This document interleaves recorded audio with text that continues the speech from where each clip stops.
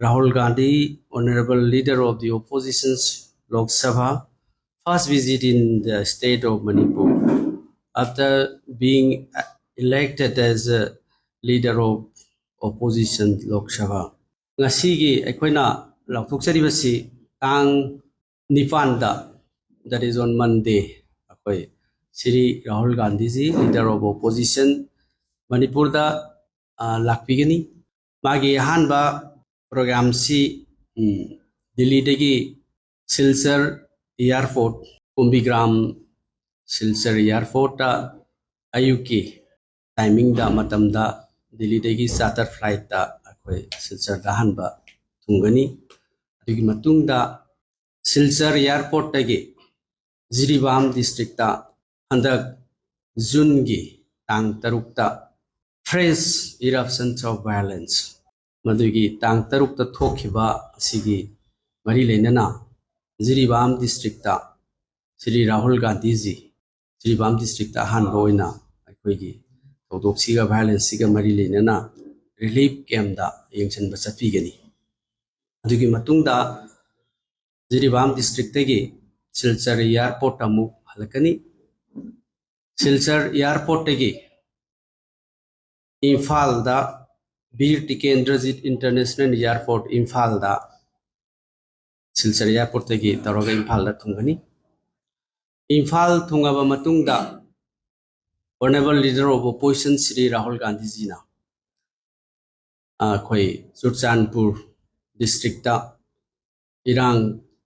na sokraba jaga sing da relief camp sing da satuna yengsin bigani amasung mayam relief camp da leiriba inmate sing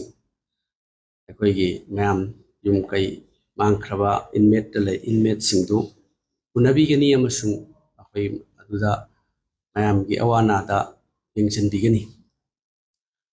Churchandpur gi program loiraba matung da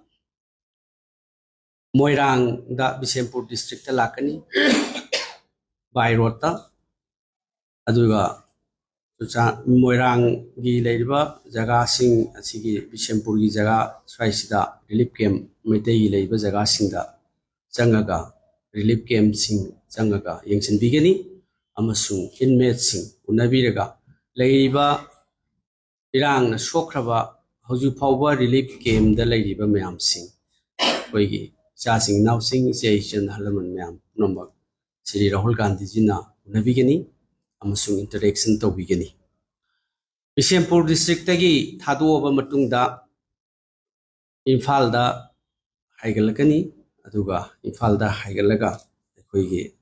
Honorable Governor Unabagi program Laibagi plan Koi Legani. Doing Matungda Ahoigi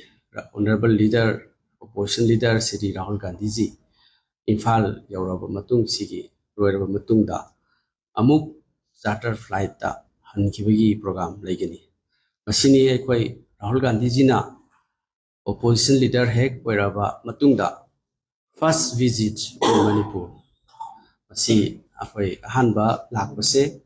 mahakna handak parliament da achauba role lama lobiduna Manipur gi wafam Kapiba Amasung, Aikoigi Nona Karaba MP Singda, Aikoigi Congress Party gi Amasung, India Bloki Mount Sille Herega, Aikoigi Nona Karaba Professor Wazabi Mol, Amadi Aikoigi Labor Leader Sing MP Singda, Parliamenda Rahul Gandhi Jina, Matam Bibiduna, Wang Aikoigi Manipur gi Santi Laknanaba. Amasung Manipur gi present ladiba hujiki phibam sigi matangda wangangan ba ngang na bagi matam pibi ki bai khoi gi leader mahagna laga Manipur gi mahagna suwa masung ai khoi gi nong na kar ba MP sing mahagna matam pibi tuna mayam ma khoi gi Manipur gi su yam ma highlight to bi ki ba ngang ki ba solution porang na ba prime minister wangang na ba prime minister Manipur da chat na bagi wafam thambi ki ba siga mari leinana Aikoi handak mahak laaga Manipur gi parasing asopa mayam sing sigi matamta mamang da sum lakre mamang da nirak lakre aduga mu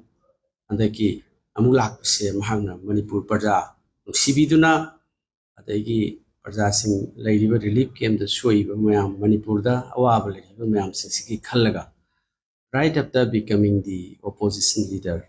mahak amuk lakpibasigidamak aikoi Manipur miyamgi khanbibani haina lawi